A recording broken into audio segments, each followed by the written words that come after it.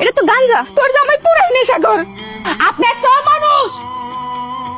যেই স্বামী তার স্ত্রীর গায়ে হাত তুলে তার কাছে তুই সুখী হবি না, তোর লোকে তোর সংসার করার লাগবো না, পরে তুই ডিভোর্স দিয়ে দে। আমার ঠিক কথাই কইছে। শোনো, আমি কি নিয়ত করছি, তোমারে নিয়া কক্সবাজার যাবো। কক্সবাজার আগামী সপ্তাহে যাবো, কিন্তু ঠিক আছে?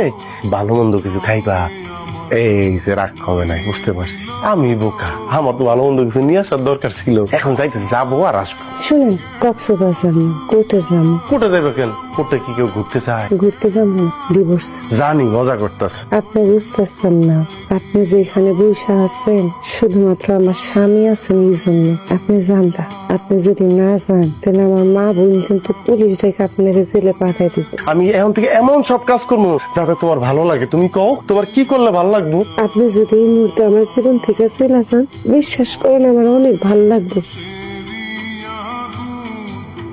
আপনি লজ্জা করতেছেন না?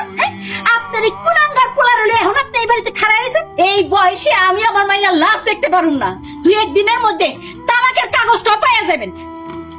মারে, আমার ছেলেটা এরকম ছিল না, অনেক বড় একটা আঘাত পাইছে, তো তারপর থেকেই ও এরকম হয়ে গেছে।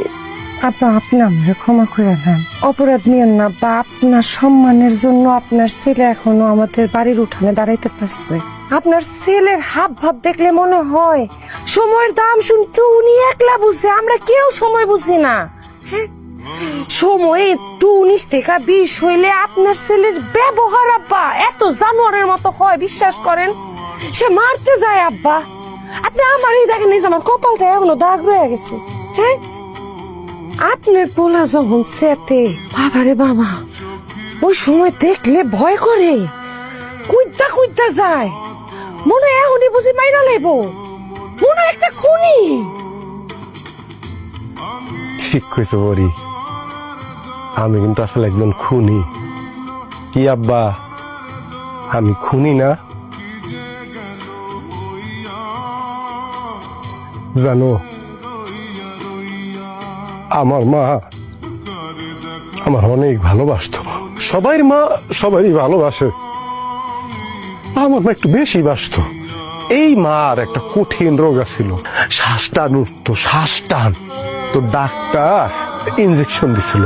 একদিন ইনজেকশন শেষ, আব্বা কইল শহর থেকে নিয়ে আই যায়। গেলাম শহরে, ইনজেকশন কিনা মন হইলে একটা সিনেমা দেখিয়া যাই। সিনেমা হলে ঢুকলাম, অনেক ফুর্তি করে সিনেমা দেখলাম। দিক বেদিক খেয়াল নাই। দেই আব্বা অনেকবার ফোন দিছে, ভয় আব্বার ফোন ধরি না, যে দেরি করে বাড়িতে যাইতাছি, মনে হয় মারবো। আম্মার কাছে গেলে তো আম্মা বাঁচাইবই। বাড়িতে দেখি যেই মানুষটা আমারে বাঁচাইবো সেই বাইসা নাই। ইনজেকশন দিলে আমার মা বাঁচত, কিন্তু ইনজেকশন তো বউ আমার কাছে আসিল। আমি সময় নষ্ট কইরা সিনেমা দেখছি, শহরে আড্ডা দিছি, তারপরে বাড়িতে আইছি। এত বিরক্ত করতে পারছেন অথচ কষ্টের কথা কইতে পারেন নাই।